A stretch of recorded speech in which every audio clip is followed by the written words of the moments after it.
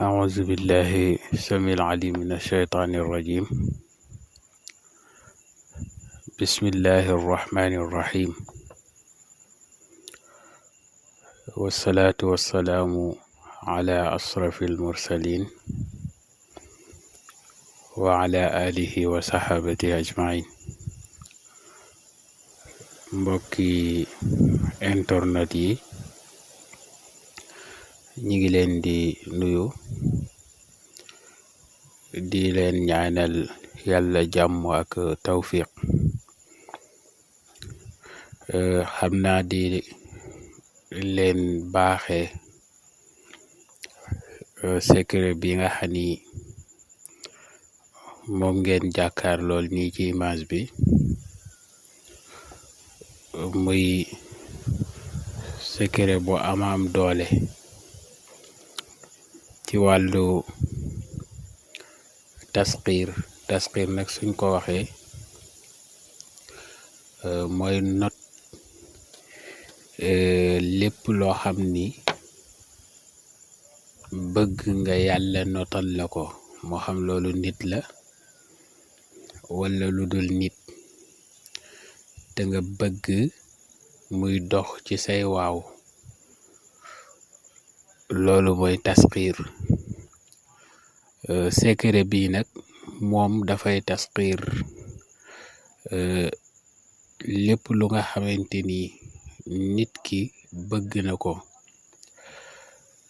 moo tax secret la boo xam ni su ko nit ki utiliser dafa koy xëccal wërsëg, muy wàllu alal, ba nga xamante ni alalam dina mujj di bàyyeekoo ci wàllu yu ne di ñëw ci moom.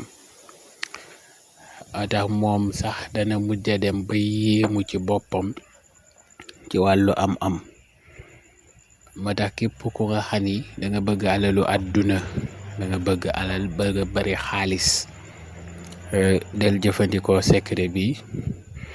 ci waxtu wu ne nag lañ ko mën a jëfandikoo. secret bi moo nekk nii, te mooy da ngay zikr aaya bu tedd bi te xasbunallahu wa ni'mal wakil. waaye lu jiitu da ngay def astaghfirullah 100, def salaatu ala nabil ummi, salaatu ala nabi boo mën rek 100, def xasbunallahu wa ni'mal wakilu 1350, def yaa xayu yaa qayuumu 1566. soo paree def ñetti salaatul fatihi. su ko defee képp koo xam ni taqoo nga ko di ko liggéey, incha allahu yàlla dina la tàggatal mbooleem luy sa bëgg-bëgg, te it di nga bari alal, di nga bari wërsëg, di nga bari matériel yi àdduna. te it su fekkee ni kër gu rafet nga bëgg di nga ko am. lépp lu aju ci wàllu àdduna soo ko ci yéenee yàlla dina la ko yombalal. su ko defee ñu ngi leen doon baaxe secret boobu, di leen ñaan ngeen abonné ci chaîne bi di MT TV, te it di bàyyi xel bu baax vidéo yi ci di ko j'aime ak di ko partager ngir njariñ li di gën a mën a yaatu. incha allahu danañu ànd ak yéen ci chaîne bi ci mbooleem luy xeetu secret ci wàllu alquran, muy asrar, waaye it ay yeneeni enseignement yu am solo ci wàllu diine.